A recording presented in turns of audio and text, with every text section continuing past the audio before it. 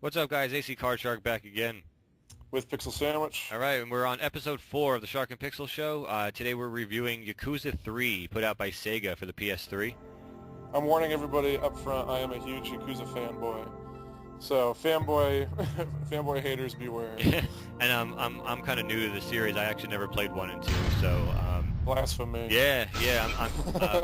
Upon playing this one, I'm definitely going to look about going back and getting 1 and 2 before they get too rare. And Yakuza 1 and 2 are two of the most underrated PS2 games ever. Yeah. If you guys can find them, please pick them up. Yeah, if they're anything like this, I'd have to agree. So, yeah, let's jump right into this one because we have a lot to cover with this. For positives, the first thing I noticed and I absolutely loved it was the combat. The combat was so smooth and so just easy to pick up and to lock onto, and I poor choice of words on that, but it was just very easy. I don't know, it felt good. It's button mashing. It's not like you don't have to be like a real specialist in order to actually get it done, and that's huge for me because I'm not a good player when it comes down to it.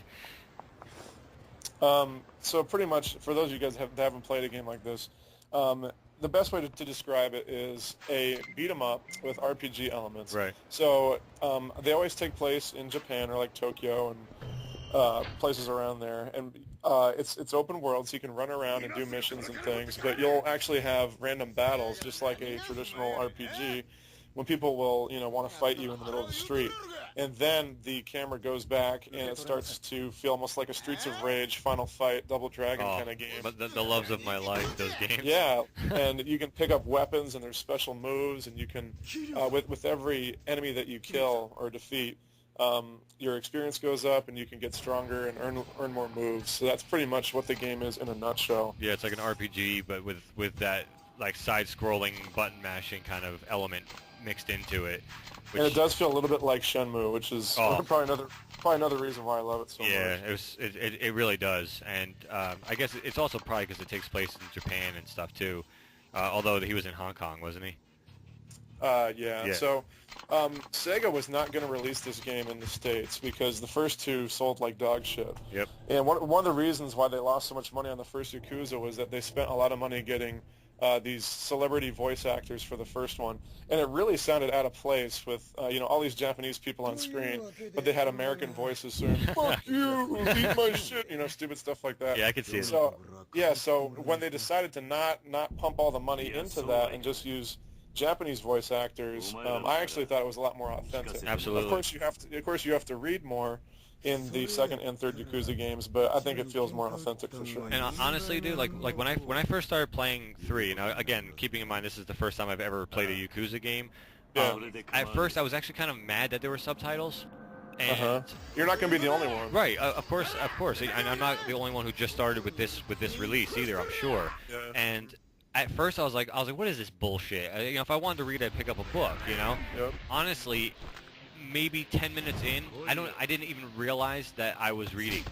Like, I actually had the voices, like their voices saying what I was reading and stuff, and it's so fluent and it just makes so much sense, and it just flows with the game so well that honestly, like within the first 10-15 minutes, you don't even realize you're reading what they're saying.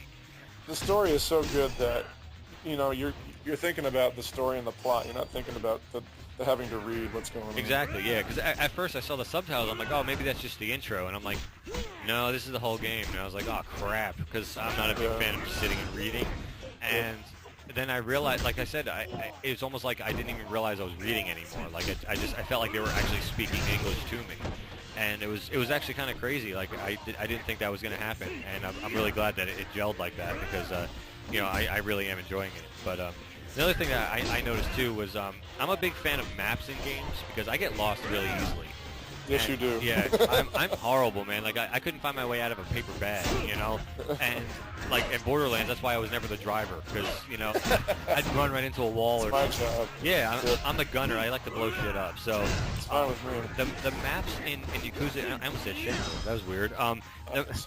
Shenmue 3, can you imagine? Holy shit. Oh, don't even say it. Yeah, the map in Yakuza 3, it's actually really accurate They really tell you where you should be going. It does point you in the right direction and everything. And I have yet to get lost. And the cities the cities that have been in at least so far are actually pretty big. So I've actually have never once had a problem actually with getting lost in this game. Yeah, it's really hard to get lost, and there's always, a little dot on the screen that says you need to go here. So you can go and do it, and you'll get into fights along the way. And this game is broken up into chapters, so you'll know when you're progressing, getting to a new chapter. Yep. And one of the things that I didn't find to be much of a problem, but I think you did, was that there's some parts in the game when you're meant to do some menial tasks, Oh, God, yeah. or the pacing slows down a bit. I viewed it as a nice change of pace, Right. but you disagree with that, correct? Yeah. I don't like lulls in the action, especially in this. It's like a beat 'em up. I just want to keep kicking people's asses. And there's a couple parts. I don't want to say too much because it's such a new game, and I'm sure some people haven't gotten there yet. But there's just certain parts where it just feels like I'm like, come on already, like seriously, like let me just get to my the next part, like let me get to a boss fight, let me, and I can see it being a positive because it does give it some of its charm and the type of game that it is, but I don't mind doing one or two like small things because I know it can't just be action constantly, but at the same time, like to have like 45 minutes of small little menial things, like it seemed like it was almost just too drawn out. And It's kind of interesting because I'm sorry. go ahead. It's kind of interesting because that was one of the things a lot of people hated about Shenmue, but I liked as well. Yeah. Was because there was a lot of downtime when you were, moving boxes or making money by. That's why I didn't like Shenmue. Driving, like driving the forklift and stuff. But Yeah. to me, that made the big plot points and fights so much more epic because it was in contrast with those slow things, and I kind of view the same thing in this game. Yeah, and at the same time, it's like Shenmue. I love those games, like with everything I am. But those are the points I didn't like in those games either. So it's obviously like a personal thing for me that I just don't like doing like these. Like if I want to do a menial task, I'll go get a job. Like, So, but anyway, the last positive I could think of, just getting off the positives, is the cutscenes are just gorgeous. You really don't have to go into too much detail with that because I mean it's PS3, the graphics are great. Nice. Yeah, it's just sit back and enjoy when you get to cutscenes. Even though it's an old PS3 game in Japan, it still looks pretty good. It looks great, yeah. The one negative that I saw and I hated was the box art. I know you agree with that. Oh, it's so fucking bad. It's horrible.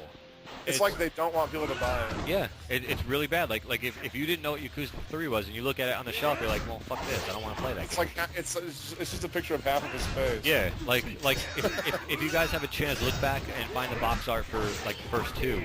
And they're nice. it's great. It's really great, and it kind of gives you more of an idea that it's like a Japanese like fighter because he has like samurai tattoos and stuff, and like you actually can understand more of what the game is through the cover art than like this one is just his face.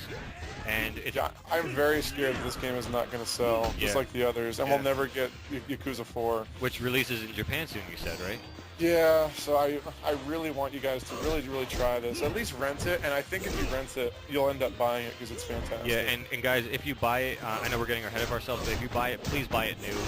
Support Sega and support this title so that you guys can hopefully, if you like it, like I said, if you like it and you buy it, you want to see another one come out. So the only way to do that is to buy it brand new. I know you said something about like the locking system on the negatives. We gotta wrap this up. Yeah. Soon. The locking system is kind of new to the series. I think the first one didn't even have a locking system, but if you hold the right one button, it kind of locks on your enemy, and it doesn't work so well. So I don't really mind the lulls in the action or anything that much. My only negative is the lock on or lack of, because sometimes you'll be wanting to target an enemy and he'll go off kicking in the opposite direction, and that gets a little annoying. Yeah. But other than that, I have no negatives to say about this game. What are you looking at out of on a scale of 1 to 10? I gotta give this a 9.5, and I know it seems like I'm giving everything 9s, but we keep reviewing all these games that I love. So. Yeah. I would. Go ahead. I would really give it a 10, but the lock-on kind of killed it for me. Everything else is just it's flawless in my mind. I think it's just such a great game. Yeah, I'm gonna go with like a 9.0 probably. I was thinking 9.5, which is funny. I was thinking the same thing, like a half point higher. But the menial tasks, again, I may change my mind as I go through the game. I know that I'm about 8 hours or so into the game, and maybe once I finish it, it may shoot the score up for me. It may just have like that much more of a dynamic effect, you know, seeing the ending and stuff. But as of now, I'm going to go with a 9.0. It's a well done game, guys. It's worth every dollar. Every dollar. Please, please, please go pick it up. Please pick it up, and please pick it up new. Pay the $60. It's worth every dime of $60. Amen. And that's going to do it for this one, guys. So please go pick that up. Brand new, $60. Support this game, guys. Until next time, this is AC Card Shark. And Pixel Sandwich. Right, take care, guys.